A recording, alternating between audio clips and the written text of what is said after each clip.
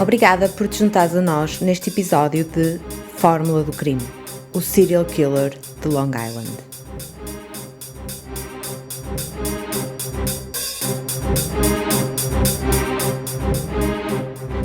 Anteriormente, em Fórmula do Crime, o serial killer de Long Island.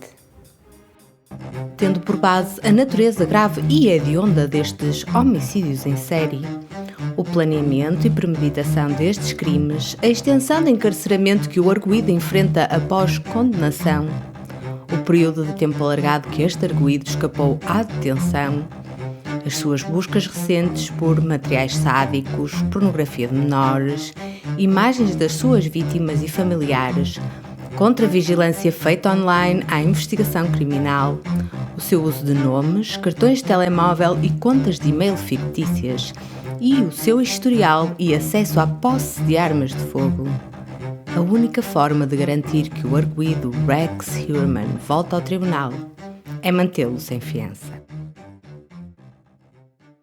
Um aviso aos ouvintes: o seguinte podcast apresenta conteúdo que pode não ser indicado para todas as pessoas. Este episódio é continuação do anterior. Por isso, se apenas nos estás a ouvir agora, vai até o nosso podcast e seleciona o episódio 1 para não perderes pitada deste caso. Depois de décadas de investigação, a polícia tinha finalmente chegado a um nome. E tinha detido um suspeito em conexão com os crimes de Long Island. Toda a comunicação social abriu os seus espaços informativos com a identidade e com uma fotografia do rosto de Heuermann. Nesse momento, há 4 pessoas que sabem que têm informações que podem ajudar à investigação. Olá, eu sou a Isabel Formalista e esta é a Fórmula do Crime. No último episódio, percebemos a robustez do caso apresentado pelo Ministério Público. Revisitamos superficialmente a investigação relacionada com as 4 vítimas de Gilgo, falamos de muitos registros de localização, talvez até demasiados, e foi perceptível que vários dos números de telemóvel que Rex utilizava para comunicar com as acompanhantes estavam sempre nas imediações dos telemóveis das vítimas. Descobrimos também que a esposa, Asa Elrup, estava de férias fora do estado de Nova Iorque, pelo menos em 3 dos 4 homicídios. Passamos a pente fino as buscas sádicas efetuadas por Heuermann no Google e as tentativas que fez para se manter atualizado no que toca aos últimos desenvolvimentos da investigação. Foi possível perceber que Rex fazia os carregamentos dos números sem registro em pay shops e em dinheiro de forma a esconder ainda mais a sua verdadeira identidade, mas que, em contrapartida, tinha tanta confiança no seu método infalível que tirava selfies com os próprios dispositivos que lhe estavam associados. E por último, mergulhamos no mundo da genética forense, que neste caso em particular se revelou essencial. Basicamente, o último episódio fez como que um ponto de situação. Nele ficamos a saber onde se encontrava o caso a 14 de julho de 2023. Desde essa altura, houve, no entanto, alguns desenvolvimentos merecedores de atenção. Em outubro de 2023, já depois de Rex Heuermann ter sido detido, o advogado que ficou muito conhecido por representar a família de Shannan Gilbert, e que aliás ainda a representa, deu uma conferência de imprensa onde também esteve presente o então comissário da polícia do condado de Suffolk, que, entretanto, já não está no cargo. Nessa conferência de imprensa, onde só estiveram presentes os dois, o advogado John Ray fez algumas alegações que podem ter suma importância no caso. O que me deixou aqui de queixo caído foi o facto de o procurador Ray Tierney, que está encarregue de apresentar o caso ao tribunal e que tem liderado a força de investigação, não ter aparecido nem sequer se ter feito representar. Mas talvez um pouco mais lá para a frente, consigamos realmente perceber o que aconteceu. Nesta conferência de imprensa, o advogado começa por revelar o que a motivou. Explica que surgiram novas informações provenientes de testemunhas que até então não se sabia que existiam. São 4 testemunhas, 2 das quais prestaram depoimento juramentado. As revelações estão relacionadas com o caso, com Rex Heuermann, com Shannon Gilbert e com Karen Vergara. Acrescenta que, apesar de não ser do conhecimento público, tem trabalhado continuamente neste caso com o comissário de polícia Rodney Harrison, desde a altura em que se conheceram até ao momento. Esta colaboração deu frutos e, devido à sua existência, foi possível reunir um conjunto de provas com relevância para o caso do assassino em série de Long Island. Salienta que, ao longo dos anos, tem incentivado que as pessoas do público se cheguem à frente e revelem qualquer informação que possa auxiliar na investigação. No que diz respeito às 2 testemunhas que prestaram declarações juramentadas, elas não residem no condado de Suffolk. A primeira testemunha que refere não é acompanhante, mas nos anos 90 era adepta e praticante de swing. Ela tinha um parceiro sexual, os 2 frequentavam clubes em Nova Iorque e lá trocavam de parceiros com outras pessoas. Um dos clubes que era muito concorrido na altura para estes fins chamava-se Le Trapeze e situava-se nas proximidades do escritório de Rex Heuermann. O pico da atividade deste clube deu-se nos finais dos anos 90, mais ou menos ali por volta da altura em que Karen Vergara desapareceu. Esta testemunha, que para facilitar as coisas vou-lhe chamar de testemunha swinger, nessa altura tinha um relacionamento com um detetive dos narcóticos que trabalhava no departamento de polícia da cidade de Nova Iorque. Ambos frequentavam clubes de swing e esse foi o local que escolheram para ir no dia 14 de fevereiro de 1996, que é também o Dia dos Namorados. No Le Trapeze havia um placar onde estavam colocados anúncios e um deles dizia que convidava os interessados a irem até uma casa em Massapequa Park para praticarem a troca de casais. O casal de swingers ficou interessado e decidiu ir até Long Island. Mas antes de fazerem a viagem, o namorado detetive deu boleia a uma mulher na cidade de Nova Iorque, que aparentemente tinha acabado de sair da prisão e era acompanhante. Esta mulher estava faminta e desgrenhada. Não se sabe exatamente como o detetive a conhecia, mas era um facto que a conhecia. A caminho, os 3 pararam numa estação de serviço e a acompanhante manifestou preocupação com o sítio para onde se dirigiam e o motivo que os levava a irem lá. Todas as preocupações, no entanto, desvaneceram quando lhe referiram que estava acompanhada com um detetive da polícia, por isso não havia razão para a apreensão. Como já estamos provavelmente a adivinhar, a casa para onde se dirigiam em Massapequa Park era a casa da família Heuermann. Pois é, esta pode ser a primeira associação de Rex Heuermann a outra vítima que não uma das 4 vítimas de Gilgo, que são as vítimas pelas quais ele está a ser de momento acusado. Isto está a aquecer. Na casa em Massapequa Park estava Rex Heuermann, o casal, a acompanhante e meus queridos formalistas. Imaginem vocês quem? Nem mais nem menos do que Asa Elrup, a esposa de Rex. Sim, aquela que estava de férias na altura dos homicídios de Gilgo. A determinado momento, a acompanhante vai para o andar de baixo da casa. Rex Heuermann também desaparece. Não há certeza se ele também desapareceu para o andar de baixo ou se terá ido para outra divisão. John Ray, entretanto, para fazer a observação de que muitas vezes os swingers trocam de parceiro. Mas isso não significa que o parceiro novo, com quem vão ter relações sexuais, tenha o mesmo género do seu parceiro, vamos lhe chamar habitual. Entre aspas. Ou seja, por exemplo, os elementos de um casal heterossexual podem optar, durante a troca, por ter uma relação com um parceiro do mesmo sexo. Ao que parece, nesse meio, isto acontece com alguma frequência. Depois de Rex ter desaparecido da divisão ou do andar principal, não sei bem, a testemunha swinger começa a conversar com Asa Elrup e descobre que a esposa de Hewerman, ao contrário do que estavam à espera, não vai querer ter relações sexuais com ela. Com ela, a testemunha.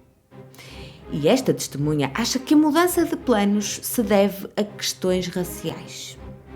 A testemunha swinger é afro-americana e, aparentemente, Asa Elrup não gostava de afro-americanas. Ok, tanta esquisitice para uma coisa e tão pouca para outras. Enfim. As duas acabam por não se relacionar sexualmente.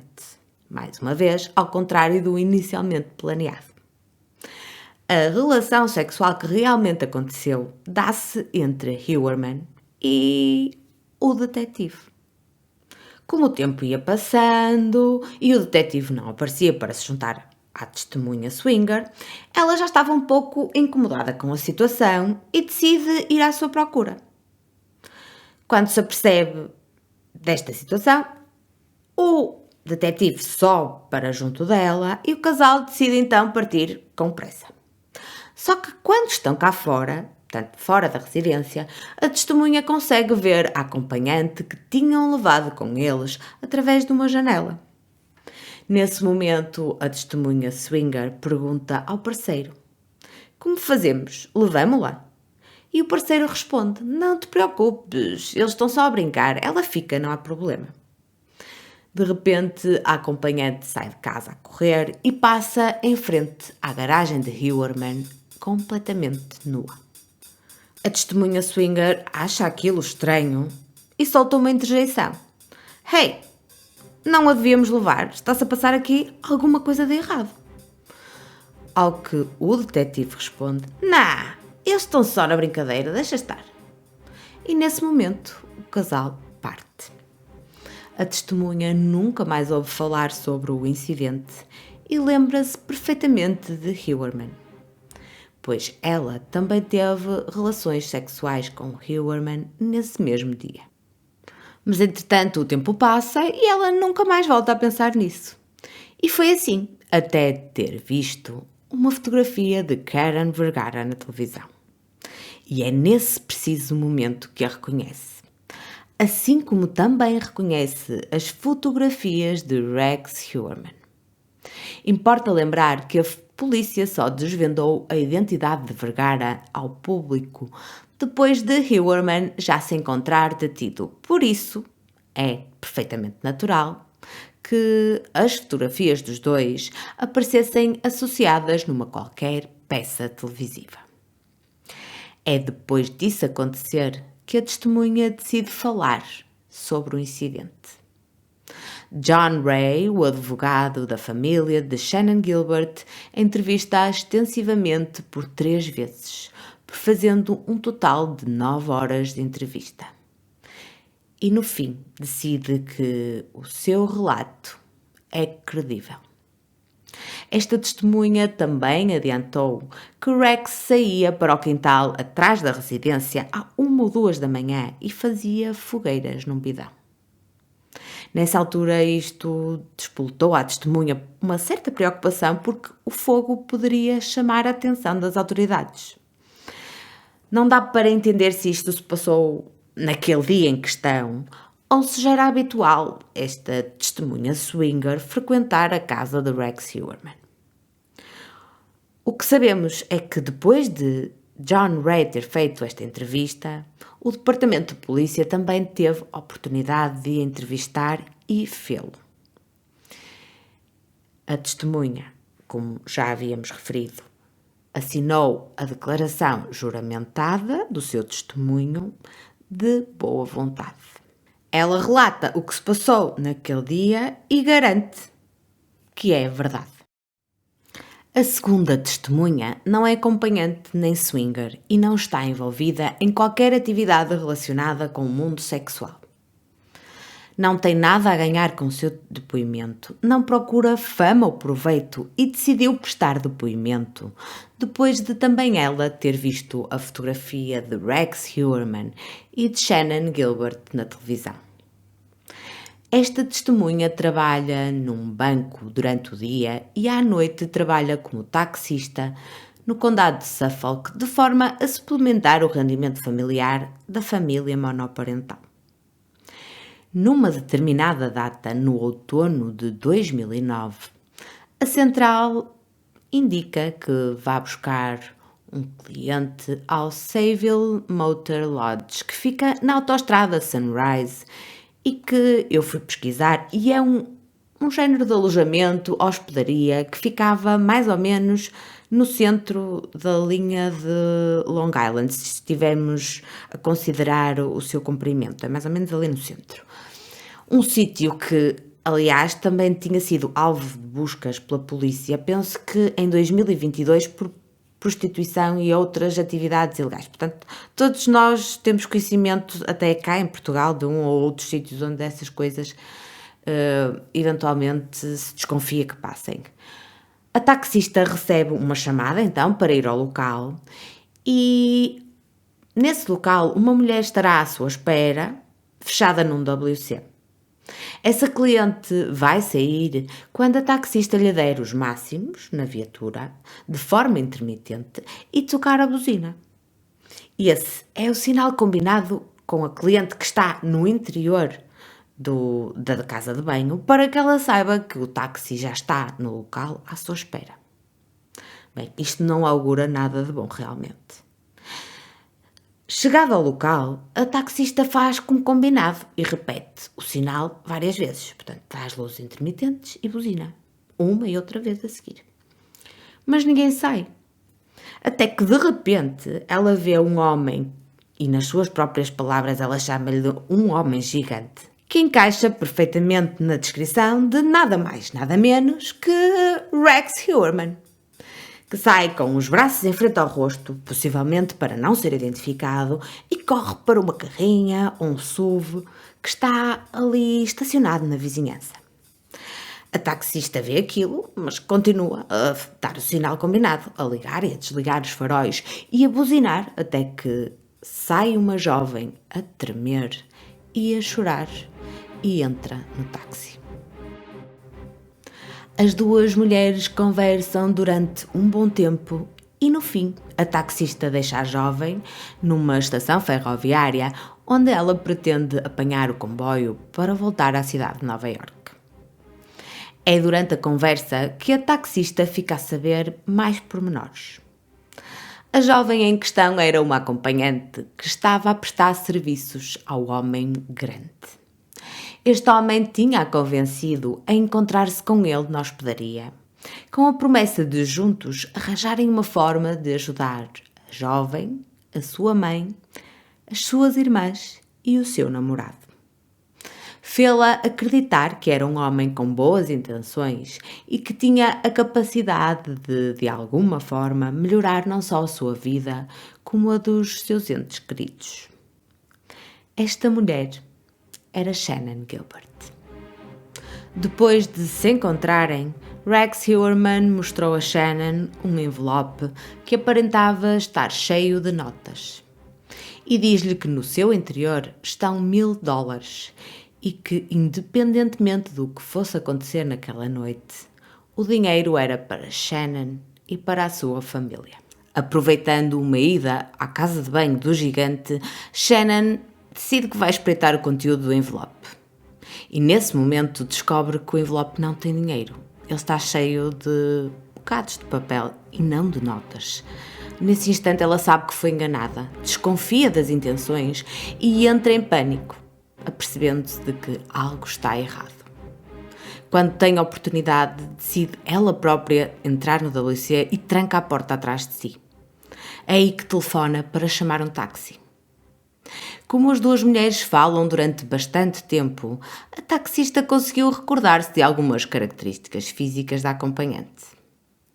Umas semanas ou dias depois, é impossível precisar, a taxista recebe uma chamada da central para ir buscar um homem chamado Matt, que ia estar à porta de um bar. A mesma taxista vai até ao local, encontra uma rua onde estaciona, na parte lateral, entre uma casa e o bar. Nesse momento, vê uma jovem numa janela e quando olha para o seu lado direito, vê um homem enorme, com roupas com aquele padrão camuflado, que entra no banco traseiro. Quando a taxista olha pelo espelho retrovisor, reconhece o homem. Trata-se do mesmo homem que tinha visto na hospedaria há tempos atrás e que atualmente reconhece como sendo o arguido Rex Heuermann. Depois de entrar no táxi, o homem quer mudar o destino e diz à taxista que quer que ela o leve para uma longa viagem pela floresta. Esta mudança do destino deixa-a desconfortável e desconfiada das intenções do indivíduo, que muito provavelmente ela também já não se sentia muito segura depois de o ter reconhecido do incidente anterior, não é? Os dois discutem acesamente quando a taxista se recusa a fazer a viagem. No meio desta discussão, o homem, que tem uma arma de fogo consigo, ameaça matá-la e acrescenta: "Eu já te quero matar, dá-me só um motivo." A corajosa taxista diz que não vai a lado nenhum. Desliga o carro na ignição e diz-lhe ainda que pode ficar com as chaves, pode até levar o carro, o dinheiro ou o que quisesse, mas que não lhe fizesse mal e a deixasse ir. Nesse momento, ouve-se uma voz providencial a sair do rádio-táxi. É da central. Do outro lado, a voz que se ouve diz ao homem que o vê, que o consegue ouvir e identificar. Dito isto, o homem entra em pânico e sai do carro. A taxista arranca e encontra um carro da polícia no sentido contrário, que avança devagar e com os faróis desligados. Esta testemunha acredita que o carro da polícia tinha sido enviado para responder a uma ocorrência relacionada com um homem. Segundo ela, a jovem que ela tinha visto através da janela podia ter ligado para a linha de emergência e era por isso que a polícia vinha com as luzes desligadas e muito lentamente.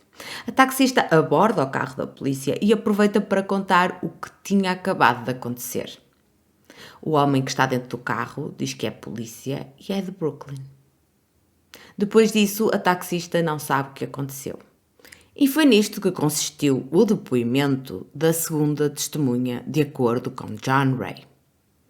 Portanto, a este ponto temos uma testemunha que relaciona diretamente Rex com Karen Vergara e que diz que a esposa de Heuermann estava presente no dia em que Rex se relacionou sexualmente com Karen e com o detetive da polícia da cidade de Nova York. Eu não sei o que é que o detetive presenciou no andar inferior, mas nós sabemos que, se o relato da testemunha for verdade, o detetive presenciou uma mulher a fugir de uma casa nua e em pleno mês de fevereiro. E não só não moveu uma palha, como fez questão de desvalorizar a preocupação da namorada. Sabemos que Karen deu notícias pela última vez ao pai via telefónica e que o fez a partir da prisão.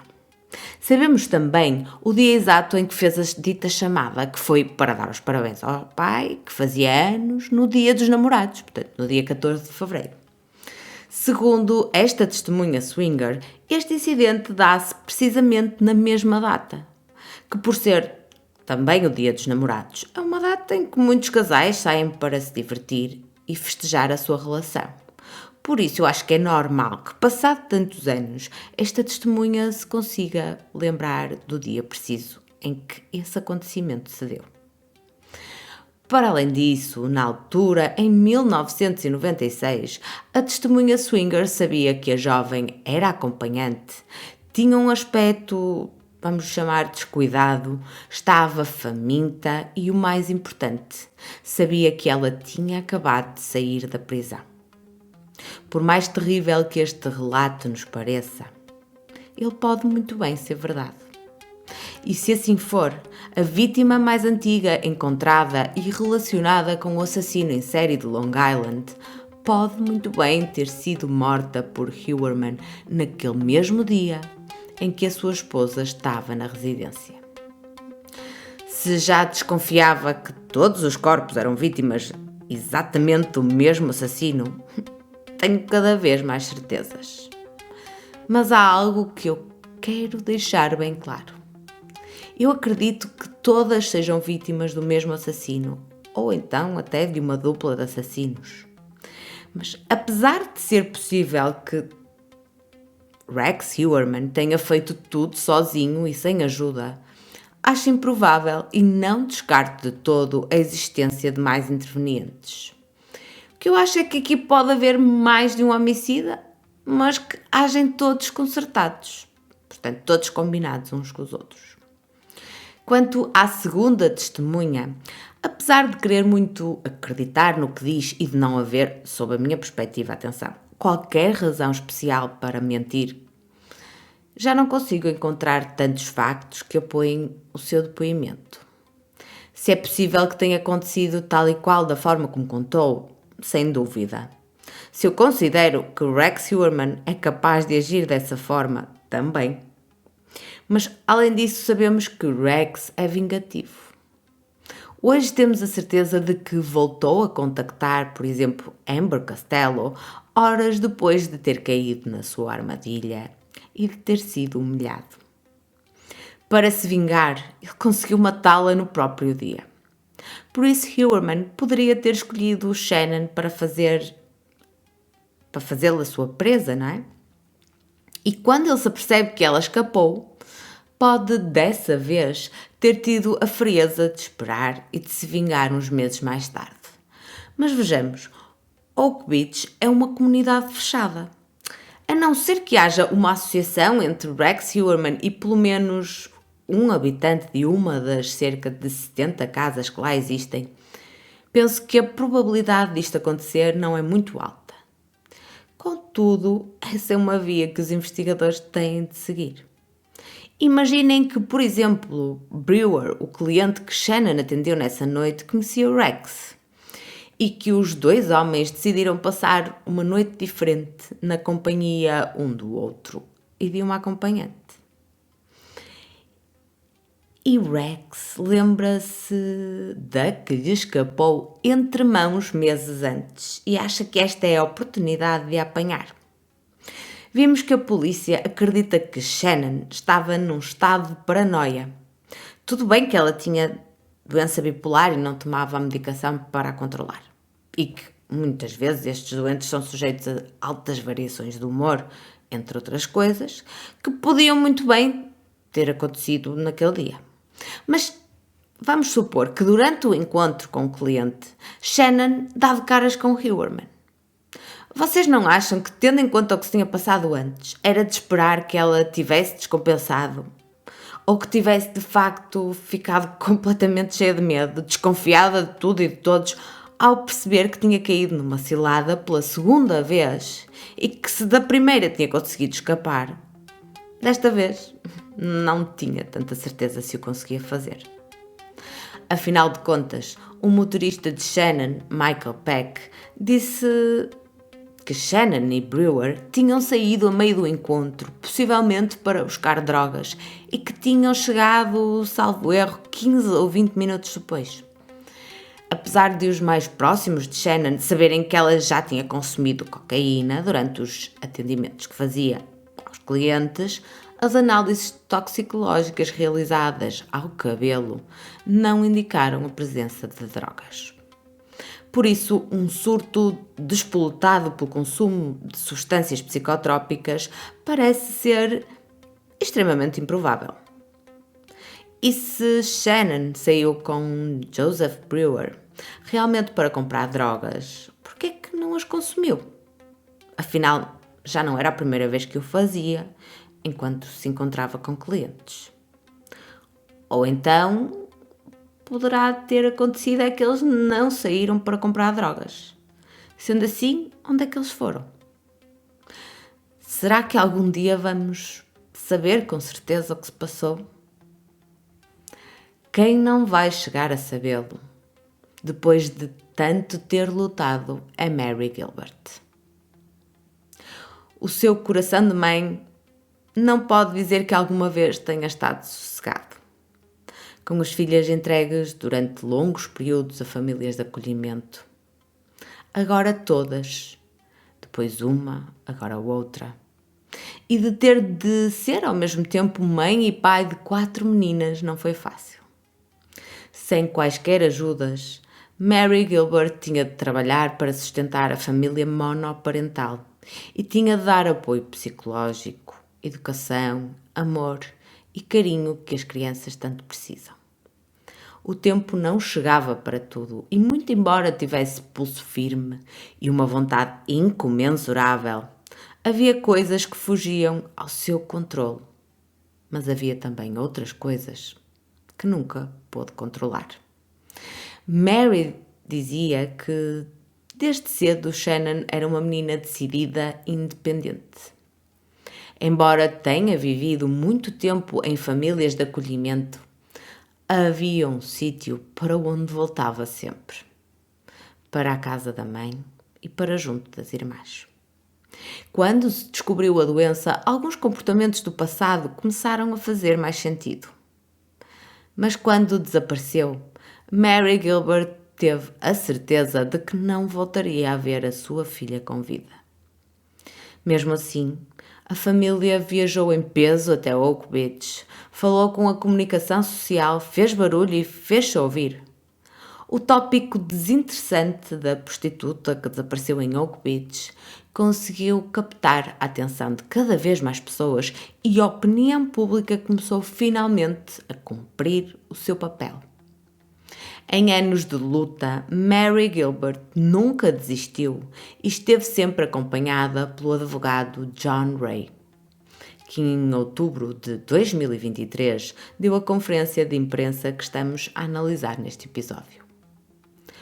O estilo e os métodos de John Ray podem até ser discutíveis, confesso que são, mas o seu afinco pelo caso não. Se hoje Rex Heuermann está na cadeia, deve-se aos dois, que pressionaram, foram incansáveis e não desistiram até que fossem realizadas buscas intensivas. E nesse mesmo ano foram descobertas as 4 vítimas de Gilgo. Foi o desaparecimento de Shannon que levou ao aparecimento de todas as outras vítimas. Desde o dia 23 de julho de 2016 que John Ray perdeu a sua fiel companheira. Nesta batalha por saber o que se passou em Oak Beach nas primeiras horas do dia 1 de maio de 2010. Mary Gilbert faleceu aos 52 anos, vítima de um ataque levado a cabo por uma das suas próprias filhas.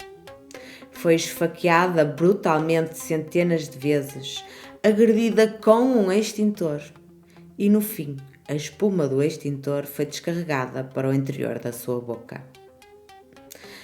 Sarah Gilbert lutava contra a doença mental há anos. Há alguns casos que têm componente hereditária, mas se houver uma doença mental na família, isso não significa que as pessoas da família vão obrigatoriamente sofrer dessa doença. Mas esse conhecimento pode, contudo, manter-nos mais alerta aos primeiros sinais de que algo poderá não estar bem. É essencial que os tratamentos necessários sejam iniciados tão cedo quanto possível. O comportamento de Sarah piorou drasticamente após o desaparecimento de Shannon. Sarah, entretanto, tinha perdido a custódia do seu filho para a mãe poucos meses depois de ter afogado um cãozinho em frente ao menino. Sarah chegou, inclusivamente, e bem, a ser detida por causa da morte do animal. Totalmente descompensada na sua doença mental, Sarah chama a mãe e mata a sangue frio. Nesse mesmo dia, mais cedo, tinha confessado a uma das irmãs que estava a ouvir vozes. Quando a polícia chegou, Sarah estava calma e balbuciava: "Eu matei a minha mãe." Mary Gilbert tinha noção de que poderia não voltar viva de uma visita a Sarah. Durante o julgamento, um especialista testemunhou para a defesa, afirmando que Sarah sofreu de sintomas agudos de esquizofrenia na altura em que tudo aconteceu. A filha de Mary Gilbert foi condenada pela sua morte e a pena foi prisão perpétua, mas ela pode sair em liberdade quando cumprir 25 anos desta pena. A família Gilbert ficou sem a sua espinha dorsal. A vida nunca foi fácil para esta família, mas agora com Shannon morta sem se saber bem como, com a matriarca assassinada às mãos de uma das suas filhas e com um menino que vai crescer sem mãe e sem avó, está mesmo na hora de serem bafejadas por tudo de bom que lhes possa acontecer. Como já vai sendo habitual, desviei-me um bocadinho do assunto, mas filo porque achei mesmo importante salientar a importância desta família. Pronto, voltando às restantes testemunhas que John Ray menciona na conferência de imprensa, a terceira testemunha é da cidade de Oklahoma, no estado do mesmo nome, e é uma pessoa que presta serviços de prostituição nas ruas e que se recorda de ter sido abordada por Rex Heuermann em Queens, quando estava a tentar angariar clientes.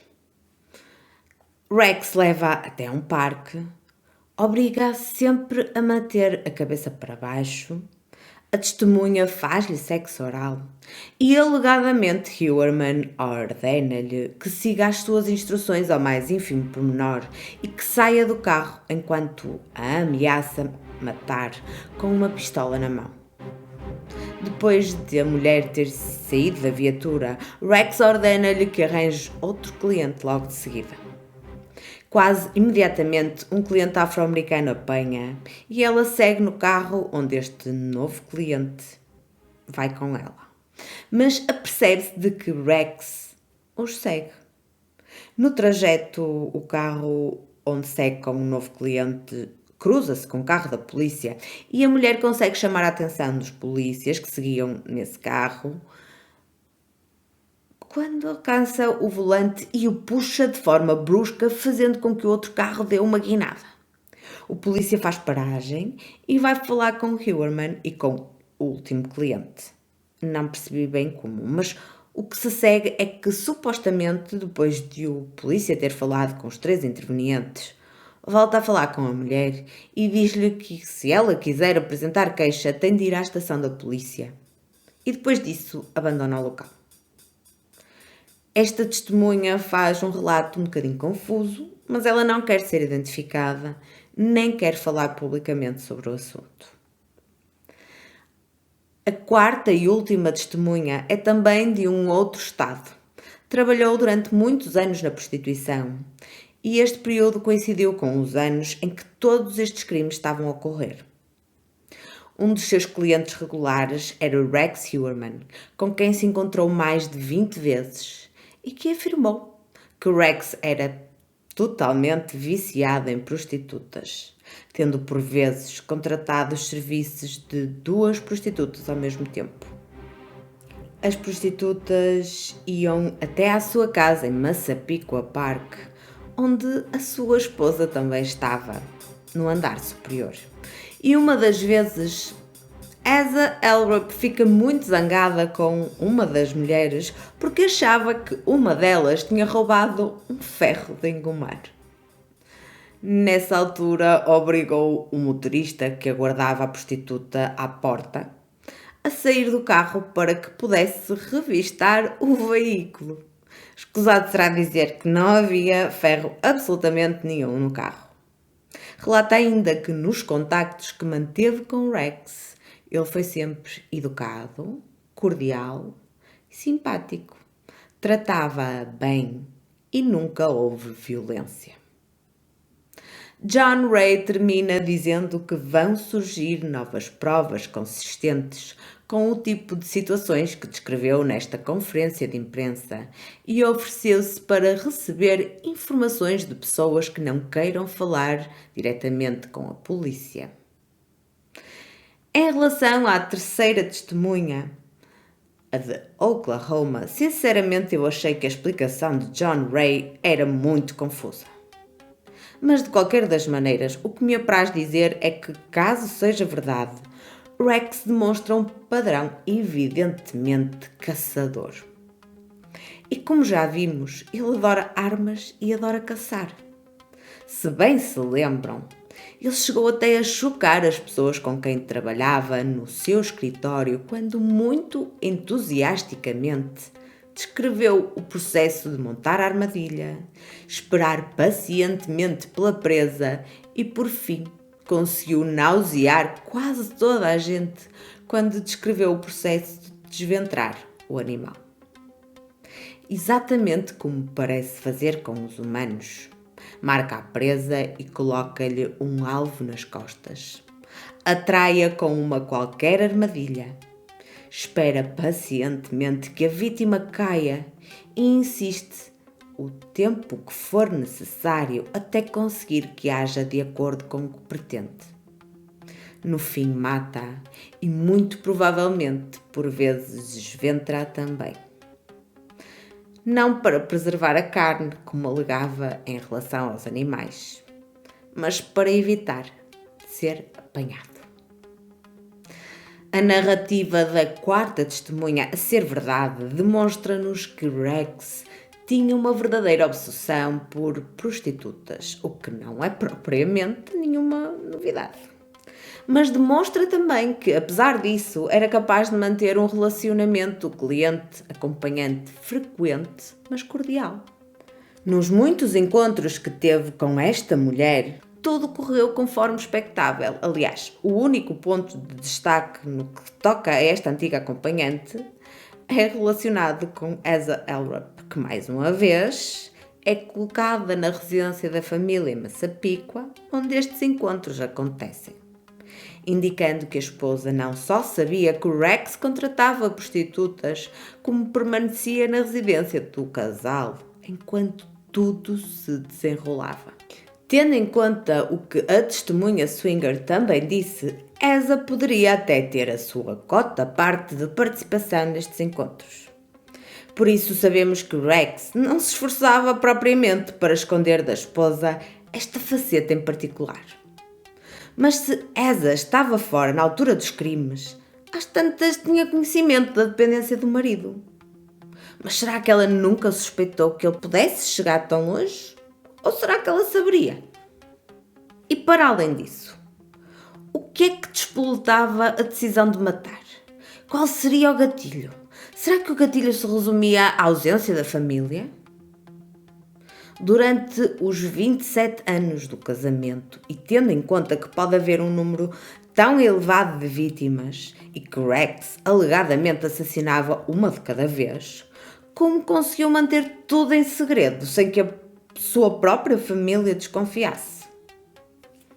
Se pensarmos em membros ativos e relativamente respeitados da comunidade que mais tarde se revelaram cruéis assassinos em série, mais uma vez vem-me à cabeça Dennis Rader, o BTK, um membro ativo da igreja que abraçava o escotismo, que tinha servido na Força Aérea, trabalhava numa empresa de segurança e tinha uma família.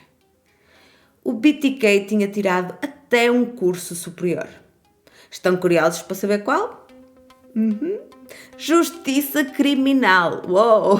O aprendiz pode ter virado mestre. Durante mais de 30 anos, Dennis não se dedicou a caçar assassinos, mas dedicou-se ao crime e escapou à polícia. Quando finalmente foi detido, toda a família e comunidade achavam que tinha de se tratar um equívoco. Não havia hipótese. Dennis fez 10 vítimas em 30 anos, mas logo no primeiro ataque matou 4 membros da família Otero. Isto significa que nos 30 anos seguintes fez 6 mortes. Isso também me faz lembrar, por exemplo, um caso que está agora a abalar a América e do qual provavelmente já devem ter ouvido falar, que é o homicídio de 4 estudantes numa casa em Idaho, no qual o principal suspeito é Bryan Kohberger, um professor assistente na Washington State University, que é formado em psicologia e que tem um mestrado em, vá lá, justiça criminal. Estes criminosos parecem passar de um lado da barricada para o lado completamente oposto com uma facilidade assombrosa.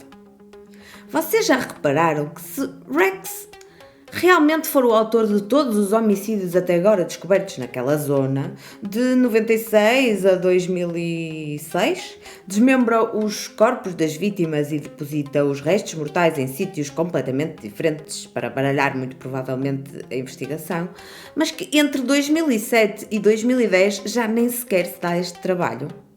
Afinal, por que razão é que o vai fazer se ninguém parece associá-lo aos homicídios, não é?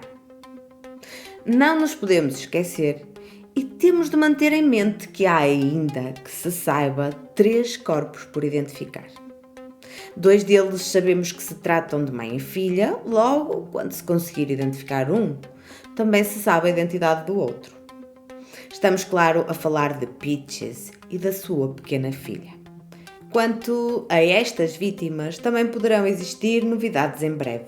O FBI parece estar a seguir uma pista em Mobile, Alabama. Na página de Facebook da Polícia de Mobile foi criada uma publicação em outubro de 2022 com a fotografia da tatuagem de Peaches. Nesta publicação, a polícia avisa que o FBI procura familiares ou amigos de Elijah Leach Howell, ou Elijah Leach Howard, que nasceu em 1927 e faleceu em 63, e que os seus familiares podem ajudar no caso de uma mulher e de uma criança que foram encontradas mortas noutro estado.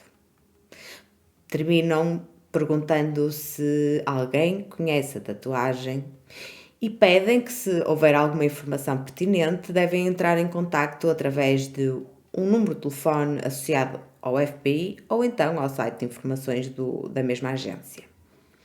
Esta pessoa, muito provavelmente, que referem na publicação, será o pai ou o avô de Peaches, e o objetivo das autoridades deve ser encontrar alguém diretamente relacionado com quem seja possível fazer testes de ADN. A outra vítima que ainda falta identificar é o homem asiático, mas sobre esse não consegui novas informações. Se as há, eu não sei. Hoje, para terminar, quero apenas dizer que se alguma vez te sentires sem esperança, sentires que a exaustão tomou conta da tua vida, se achares que estás num beco sem saída ou que te sentes capaz de fazer mal a ti ou a outros, pede ajuda. A saúde mental já não é tabu e não pode continuar a ser. Todos nós, em algum momento das nossas vidas, já passamos por fases menos boas e nos sentimos a afundar.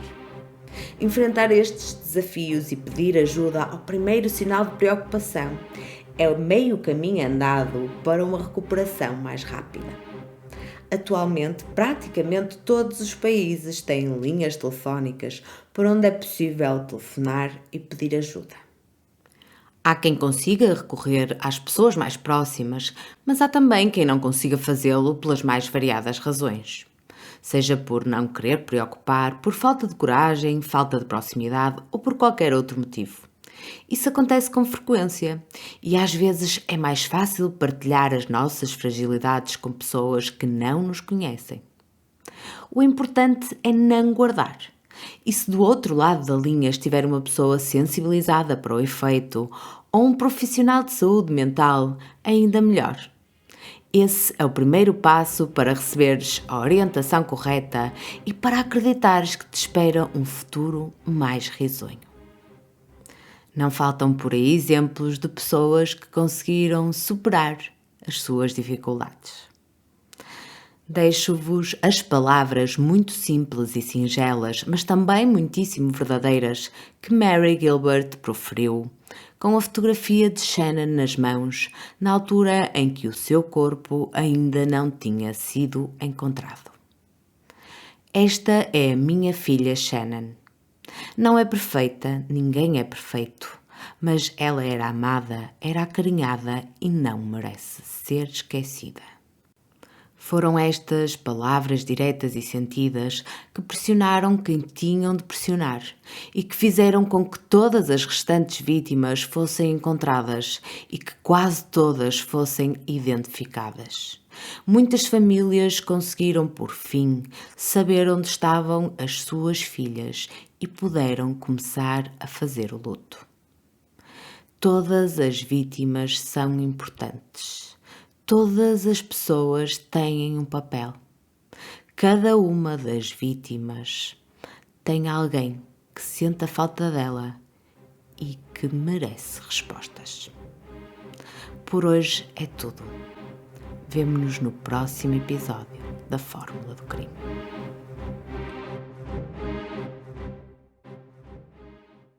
Esta foi uma produção de Fórmula do Crime, a equipa que te traz os crimes reais em português.